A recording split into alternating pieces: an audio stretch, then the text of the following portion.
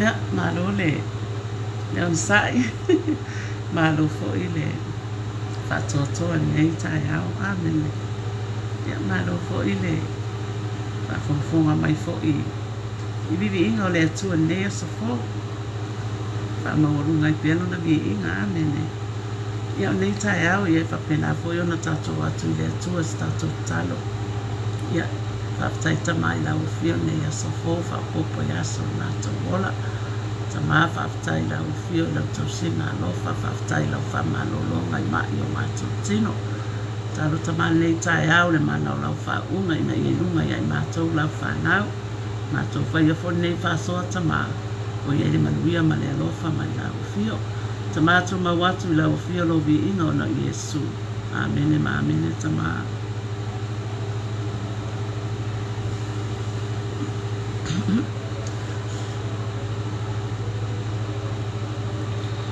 O le tatou au nanga fwene o le Feau Satauro amen.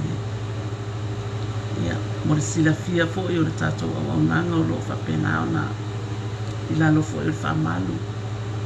Le ala leo whaleanganga o le Global Kenton TV, ia o whapena fo i o na whaululu le so ngat whawhenga ia mai preta ia o ia fo i whatono le ala leo whaleanganga amene o lo ia i New Zealand ia o taimine ia au lawa fo i o na watu se whatalo whanea so fo ia o te whatalo whatua i fo i ni pa ia fo i mane mamalu se o tātou atu no pele o Samoa ia whatalo whatu fo i leo whaingaruenga pa ia leo whaingaruenga tutofi a lea tua ia o lo whapena fo i o na whawhatu ia i whata whaitau langa i fio ni neilarulangi ia o na o le tala ingo le tala le lea no tātou li o Yesu Keriso whatalo whatu le a ingo le whatu tua le tino Keriso ia o te whatalo whatu fo i so ngat whawhenga ia mai Greta ma whatua ia Sarah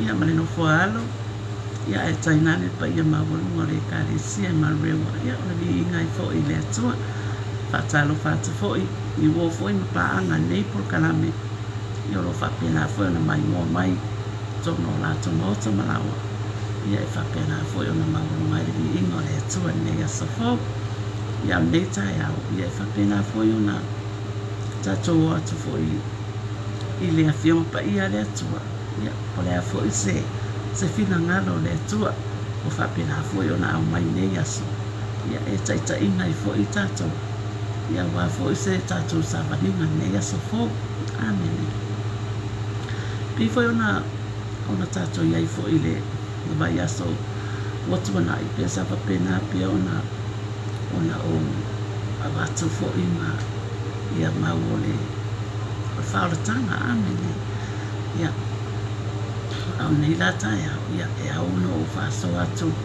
i lesi mau le tasia sfumono i leo mau i langa e o le foiwa e fuafuafo le taimi mane a ia so sa una o whaaso atu le tolu le natoi ia e le lau whaaso atu le tasi lea ia e whamau lunga i vi inga o le atua amene o le simau una ia sa o le e pero sfuma lua foi o koe lua o le whaurutalaina ia tō mau i le whatutua ma le onu sa'i ma le ami o tua amen o le whai o koe lua ia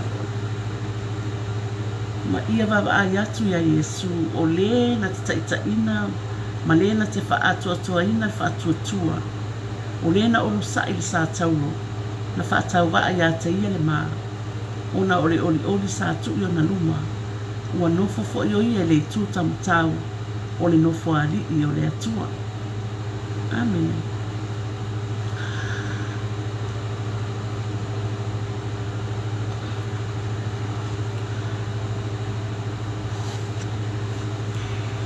o Yesu na taitaina i tātou se ia o ina mai ana na ngaluenga o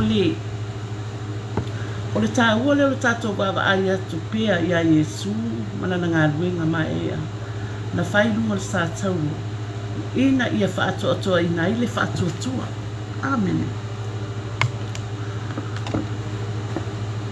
mana tua ia o Yesu Keriso o le tātou ali i whahola amen o le na awina mai e le atua e whai ma tongi ola ma taulanga atoa i lunga le Satauro na whamalingi nai luna toto pa ia e whamangalo i nai tātou tangata sala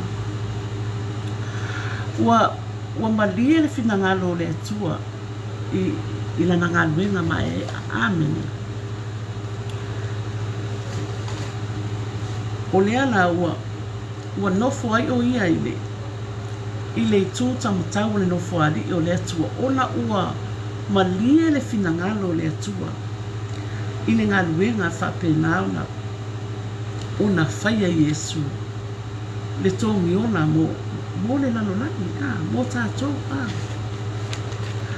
ai o le taimi nei i le mau le pe ona abatu nei tai au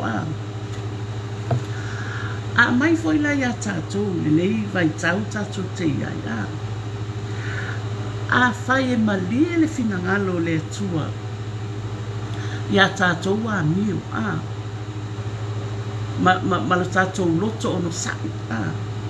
Ma lo tātou whatua tua. O le whapena le o na whamanuia mai le atua. Ia i tātou lana whanau. Pe a whai e tātou te whaia ni a mio le lei a. Ma ia maua tātou le ono sai. E whapena ona li lingi mai ai e tamale le manuia mo i tātou. Pe a whai tātou te ono sai.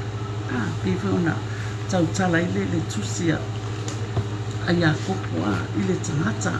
E ono sai e tofu ai le whatua tua. O le ono sai e tupu ai le whatua tua. Amen. O tātou wā mio foi, e whapena ona le lea tātou wā mio. Pe whai lau tātou o tangata whaolaina. Tangata o tātou tutono o le ainga paia o le atua. E whapena foi ona le lea tātou wā mio. Ia maua foi tātou le ono sai. Amen. Ina ia whapena ona tau le leia ai o tātou tangata. E whapena foi ona tau le leia ai le whaonatanga a le atua. Pe a whai, e maua i tātou le loto ono sai. Ma ia whapena ona le leia tātou wā mio. Amen.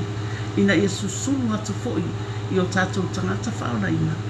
I le lalolangi le leio wā mio o tātou tangata whaonaina. Amen. Pela leo te whaasoa tuai fo nei tai au ma watu ai fo le mau mo tātou le nei tai au au. Ina ia whapena au na mau o mai tātou le ono sai. Ma le whatua tua. Amen. Tātou whatua tua le tātou li o Jesu Keriso. Pei fo ia na whaasoa atu pea ma watu pea i whaasoa ina ia whapena ona lu'i ai pea o tātou tangata whatua tua. Amen. O le maurawa le whapena ona a watu pea a wawa whapea lava na lofa mai le atua i le lanolangi. Na ia awina mai e luna atari pele totas. Ma ina ia le whanua se tase whatua tua ia te ia. Ai maua o mai tātou beola i whaua. Amen. Ia. Tau tala i fore mangiria Ioane whama Yesu o nei o le ala o pumoni ma le ola. E le alotu lava se tase tama pe ale ui atu. Ia Yesu, ona tātou loa o Yesu o ia o le whaitutoa. I le langi ma le ola i whaua. Amen. O le mea lea. Taula lo tātou whatutua. Ia Yesu Keriso mana ngā benga mai ea. Na whai lunga Satauro. Na whamalingi na ino toto pa ia. E whapena na whamangalo ringa ai. I tātou tangata sana. Ia. Nei tai ao. Ia. Whapena fo i o ngā. Fia whaso. Ia ai. O whapena fo i o ngā. Hei fo ia. Nisi fo i o. Koro. O mai fo i nei taimi a ia lātou porkalame ia ai pe ori. Tai au i le alofa mai leo le atua ia tātou toi whasoa i fo. Ia e ori tātou whasoa na mo nei tai au fo. O le fola ia e whamanatu. Tātou sa vali ma le atua. Tātou mo ma le atua. Taula lo whatutua ia Yesu Keriso. Marana ngā ruenga mai e ai nungu Satauro. Manuta leina nei aso. I le alofa ma le amale. Ia tamau ai ura whasoa lau whanau nei tai au. Whaftai tere tamai lau upu. Whapena fo i ona. Au mai e whapena o na awa uina i o watu tangata whatau waa. Tamato ma watu lau fiolo vi ina i whapau. Tu mau whatau waa o lau whanau. Ona Yesu. Amen ma amen e tamau. Ole. O tātou whaasoina, ia leo te wawa ai atu. Ia o Fatalo fatu le sunga fafia ngai ya Feau le si. Malo so ifua pasta. O va ai atu le ua e la unga mai o New Zealand. Ia o le vi inga fo i le atua. Ia o te fatalo fatu fo i le sunga fafia ngai ya nanai malo le falitua ya Feau. Le o te va ai atu ai e le o. Ia whaftai whaatasi mai, whaftai lango, whamanuia tele le atua le ainga. Ia whatalo whatu fo i le sunga whawhia ngai a mai Greta. Ia whaftai whaatasi mai lau sunga whawhia ngai nei tai au. Ia manisi fo i wa o nei lo atu. Ia nei tai au ia. O te whaftai atu i sunga i whawhia ngai mo lato whaitua. Ia o awa o foi ma te akono mo lātou wharitua. Ia o sa foi ma tuanga le pele le li o alo ma whanau. Ia e tai nane foi. Ia mo ma paanga ne por kalame sa whapena foi o na whatasi mai ne tai au ma mafuta mai. Ia malango mai. Ia o mawalunga i le vi ina o le atua na o le tau waro lofa i le atua ma lona whiangalo. Ia whamanuia tele le atua ia te autou umanawa i le suafa malu o Yesu Keriso. Ia. Amen. Soifua.